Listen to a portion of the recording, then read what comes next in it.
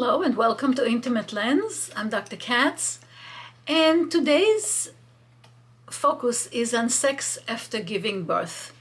There is so much to say about that. Let's dive into some of the components.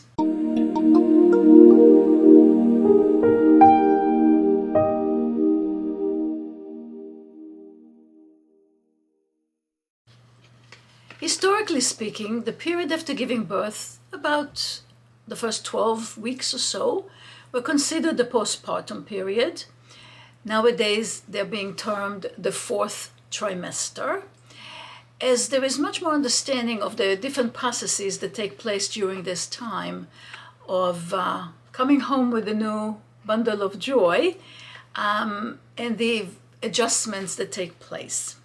This is a time that you adjust to life with a baby, what you have to do, how to manage, understanding this new little person with a language of cries and fussiness and however else they express themselves, not really talking like you used to as an adult to an adult.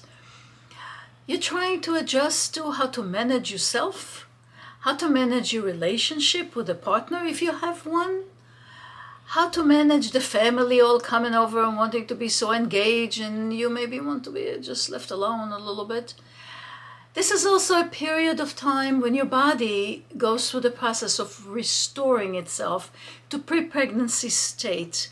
Barring any medical instructions to the contrary, you'll be given a go-ahead at about the 6 weeks time postpartum to say, sure, we examined you, you're good, your vagina is good, you're good to resume sexual intimacy, specifically penetrative sex. Yet you're still hesitant, you still have concerns. What are common concerns that women share? One, fatigue, sleepless nights, you don't have the energy. That'll send sexual interest down south. Anxiety, especially first-time mothers. What will be about my episiotomy? Will my inside feel good? Will it not feel good? Can I damage anything? Is the vagina tender? Will I bleed? Will there be any problem? What if I leak urine? Some incontinence is common after childbirth, especially vaginal deliveries. This is just terrible. What if it doesn't work right? What if I'm dry? What do I do then? Some women are dry at that period of time if they nurse, or just because they're anxious, or because the drop of estrogen after childbirth could still lend to some dryness. It's okay, of course, there are solutions about dryness, but it's a concern women have, and they get to be a little reluctant to engage because of that. Will intercourse be painful? Will I be able to handle a penis? It was a little painful before, some women say. How will it be now? Do I even want to try? Maybe I'm even afraid to even go there. If you had vaginismus, a condition whereby penetration is impossible or greatly painful, and you can look up more videos we have about the condition, then there is tremendous worry and fear about the use of the vagina.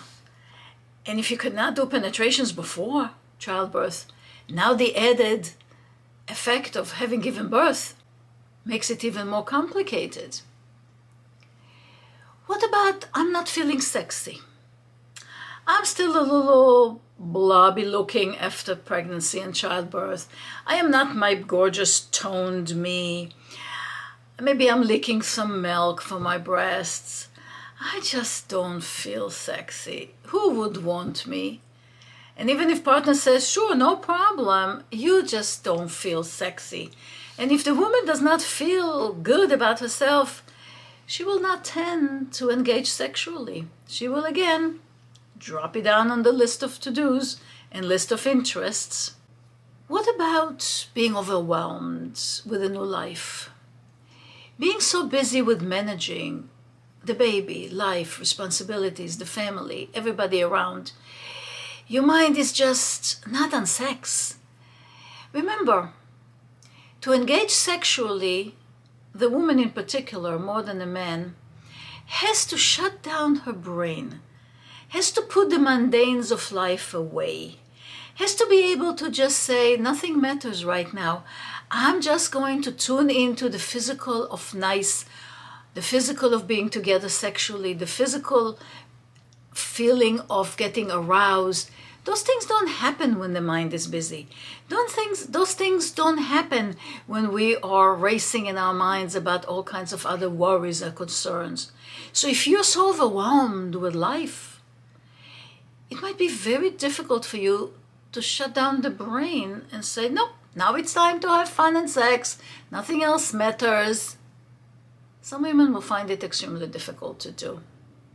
Even if they have a baby monitor, or even if they have somebody minding the baby, the being on edge is really going to be the force that rules. What about relationship pressures? You are so into that baby thing, into restoring your life, into being tired, things we mentioned above. Your partner is saying, okay, great, let's go, our time, it's me time, us time. Don't tell me you love the baby more than me. Don't tell me you have all the energy for the baby, but you don't have it for me. Pressure, right? A lot to deal with over here. What about if you have postpartum depression? It's a legit concern. It's a real thing. It's a real diagnosis. Please don't feel you're the only one who is sad or cries or has some other terrible thoughts or incapacitated. Please reach out to your clinician. There is tremendous help. There is a lot more awareness of it nowadays. There is what to do with intervention. You need not feel like that. Having a baby should not be an illness. Please reach out to your clinician, please, immediately. What if your life is so busy? What if this is not your first baby? What if you have to go back to work?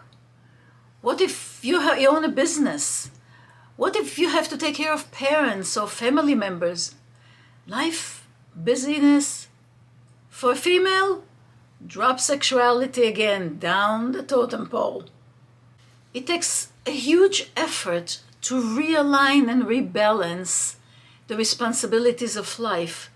And your ability to say, okay, in balancing the responsibilities of life, I have to have time on that plate of life for baby, for the world around me, for my partner, for my family.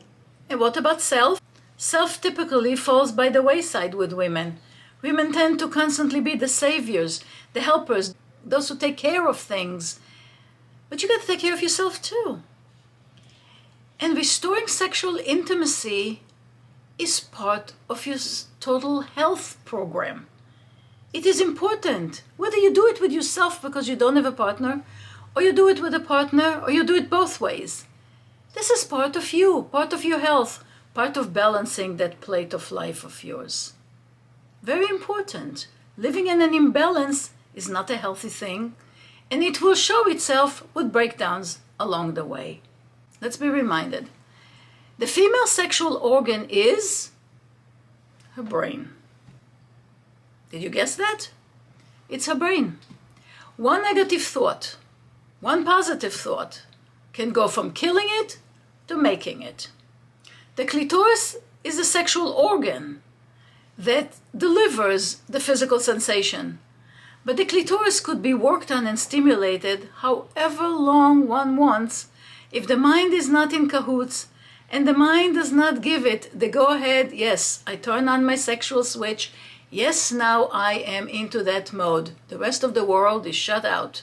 Right now I'm focusing on the nice of sexual engagement.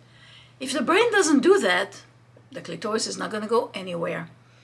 And women out there, you probably included, knows that very, very well, that then doing anything to the clitoris or anywhere else in your body to try and stimulate you is no different than rubbing your knee. It doesn't do anything. Remember again, we as female are lots more attuned to sexual switching in the brain than just on our clitoris. If the brain is not on the same page with let's be sexual, if the brain is busy with other things, as we mentioned earlier, it will not happen. It just does not happen. So take your time to explore and experiment. Be attuned to your health. Be attuned to all your life's obligations. Manage them, balance them, reach out to resources if you find that you cannot quite do it, that you find that you have a cloud over you, that you find that you're not coping well. If you find that the people around you are not supporting, or they're saying that, hey, you're off, or what's going on, or if you feel overly pressured, if you feel unjustifiably pressured, please, there are a lot of resources. The fourth trimester is now a recognizable period for women after childbirth. Reach out to your medical team. They have resources.